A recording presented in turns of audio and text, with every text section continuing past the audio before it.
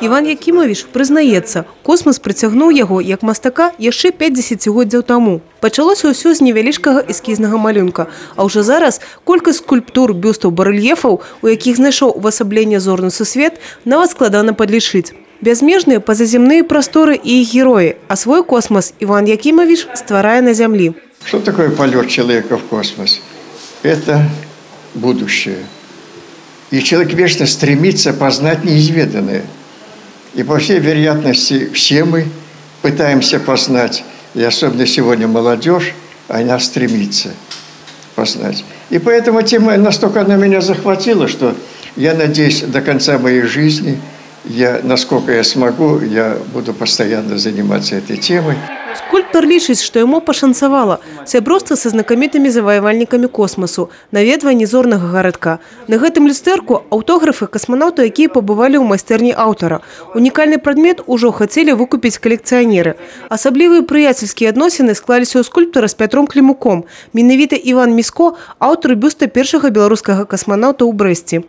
Когда Петр Ильич Климук приехал в Минск, и первый этюд я начал лепить прямо в музее, в художественном музее. Я тогда там работал, сделал этот этюд. Но спасибо Петру Ильичу, что он мне доверил, на основании того, что он увидел этюды, эскизы. Оригинал скульптурного этого бюста, который отлит из бронзы, находится в самом городе Бресте, он у меня находится в мастерской. И когда Петр Ильич приезжает ко мне в гости, в мастерскую, он всегда сидит и чай пьет около бюста. Он не изменяет. Вось скульптурны эскіз маці касманаўтаў. А гэта жаночыя бюсты Валянціны Церашковай, астранаўтаў французскага касмічнага агенства і НАСА. Фотагісторыя толькі частка творчай палітры мастака. Першыя наведвальнікі ўжо ацанілі выставу. Мне очень интересна тема космоса.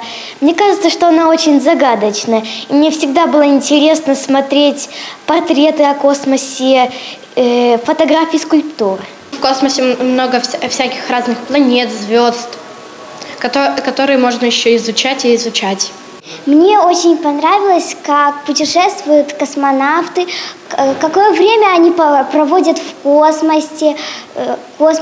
Я люблю рассматривать созвездия, планеты. А сам аўтар за касмічнымі навінамі сочыць пільна і ўпэўнены, адкрыццё нязведаных міров і цывілізацый толькі пачынаецца. Будет время, придет этот час, придут эти годы, может через 100 лет, может через 200 лет.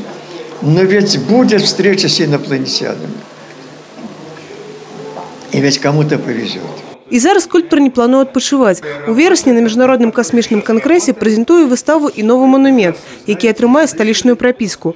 3 беларускіх зорных вандроўніка разам. Ужо ў канцы мая фотавыстава адправіцца ў зорны гарадок, а пасля ў міжнародны тур на радзіму замежных астранаўтаў, якіх таксама ўвасабляў касмічны скульптар Іван Міско. Евгения Мороз, Роман Філюціш, тэлерадыёкампанія «Брэст».